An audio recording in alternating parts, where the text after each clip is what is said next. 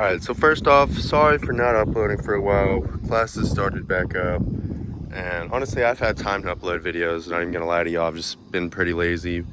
But the channel is still growing, even with how little I've been posting. I think we're at like 277 subscribers and 106,000 something views. So that's pretty good. I appreciate all the love from y'all, comments, likes, and all that. But now let's get into the video. So we're going to be talking about how much it costs to own a 2021 or a 2018 to 2024 or 3 or whatever it is, the new gen Camry. The last of these models with the V6. Before now they are 4-cylinder hybrid, unfortunately only. But I paid about, after taxes and fees and all that, around 35,000 for this. I bought it with a little, just barely over 40,000 miles. I think 40,000 and like 811, something like that.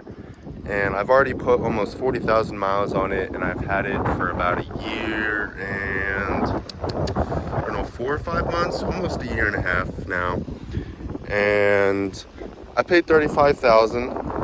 And I mean, that was when prices and interest rates were still a little high after Corona. Like, my interest rate on this car is still like 7.6 or something. It's pretty stupid, but I'll be lowering that in March now that Trump is in presidency, and interest rates should definitely go down.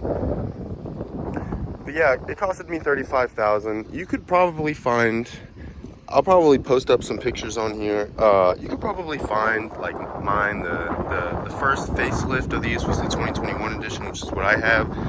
And you can probably find them, you know, around good mileage, like 60, 80, under 100,000 now, for probably a little under 30K. I'd say probably like 28, 29, maybe 30K. And these cars do not depreciate. Like, well, they do, obviously, every car depreciates, but these cars, specifically Camrys, they keep their value really well. This car has only dropped in about 4,000 to 3,000 dollars, and that's not that bad. I mean, I've put 40,000 miles, so that's average like $1,000 for every 10,000 miles. It's still a new car, so it is not that great, but compared to other cars in its class, like say the WRX, Civic Type R's keep their value pretty well, but Elantra Ns, you know, just like the beginner sports car class, a lot of those cars with turbos, they don't maintain their value because they're not as reliable.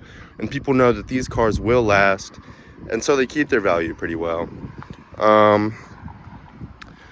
Yeah, let me just do a little walk around for you. I'll show you all the car. Haven't done anything. I mean, the build's already complete. I've discussed that in other videos. I still need to get these curb rash fixed. I park on the curb at my house, and yeah, I mean, I park behind my stepdad's Trail Boss truck, and he always parks right on the curb, so I try and park right behind him and always end up regretting it. Always hit that fucking curb. But yeah, the car's looking good still running phenomenally. Alright, now let's discuss how much I spend in gas. This car, after I tuned it, is not as fuel economic as it could be, but it still gets good gas mileage. When I drove from here to Lubbock, I think I've said this in other videos, but I got like 31, 32 miles per gallon still, which is phenomenal for a car making close to 300 wheel. And I pay about, to fill up the tank from empty is pretty much around here for our prices in San Antonio, is about $45 to $50 for a full tank, which is pretty reasonable. And if I don't drive like a dick, that full tank will last me 7 to 8 days. So we'll do 8 days if you drive economically. 8 days, that's about a little over, well, 4 times that would be a month pretty much. So you spend roughly about $200 on gas a month with, you know, the modifications that I have. And that's definitely not bad. Some cars, you know, could be better, considering if you got like the 4-cylinder of this, but you know, then that wouldn't be as fun. But yeah, it is pretty economical still, and I don't spend too much on gas. Talking about insurance, I am 20 and I'm a kid, so insurance obviously isn't going to be too great, but I pay about $250 a month on insurance on this car. and that's full coverage and all that.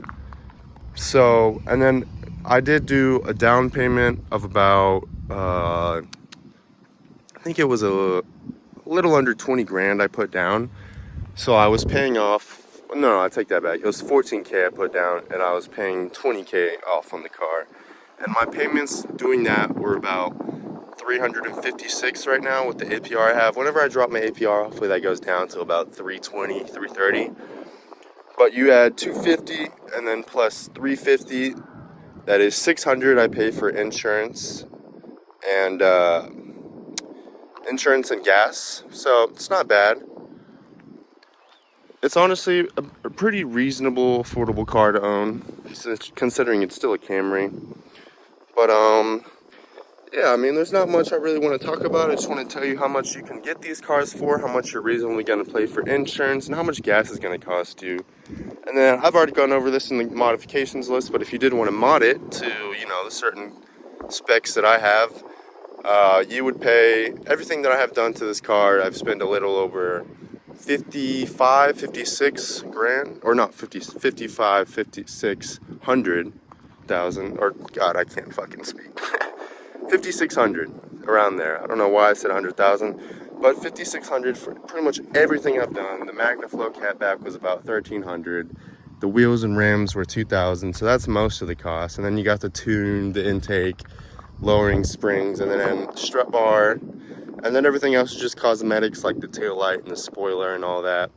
And then interior, you know, I have the aluminum paddle shifters, and that's really the only interior modification. So yeah, I mean, it's a pretty affordable car. If you're looking to buy one, that's going to be how much you're probably going to spend reasonably on it. And yeah, I hope y'all enjoyed the video, got some useful information out of this, and that is going to do it. Y'all have a great rest of your day, and take care.